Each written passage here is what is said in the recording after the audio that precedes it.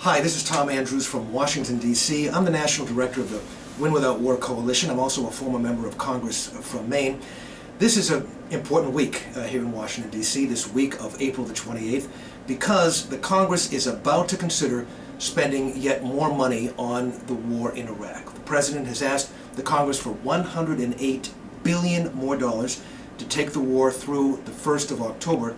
The Congress is actually considering giving the President $170 billion. That's right, not 108, but $170 billion, which would fund the war past the election of 2008 into 2009.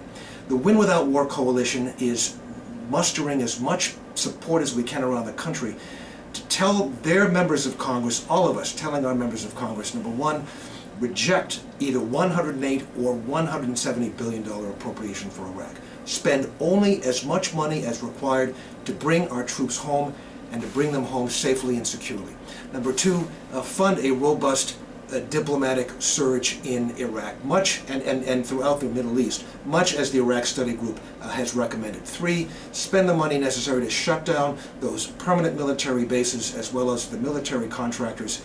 And four, make absolutely certain that the agreement being negotiated between the President and Prime Minister Maliki of Iraq does not take effect. We need to make sure that there are no permanent military agreements whatsoever between the United States and Iraq.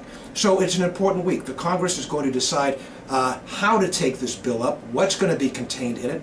The Win Without War Coalition is circulating an open letter to Congress including all of those elements that I've just outlined. We invite you to sign it. Over 50,000 people have joined us, as well as all of the member organizations of the Win Without War Coalition. This is the most important week as far as letting Congress know that we don't want to see this money spent on Iraq. One other item to note, if you saw last week in the New York Times, there was a scandalous story that talked about retired generals that have defense contracts going onto the airwaves in national television audiences and talking about the Iraq war and about defense in general as if they're objective observers, when in fact they're receiving talking points from the Pentagon, being told what to say to network television in exchange for those very contracts that they're receiving from the Pentagon.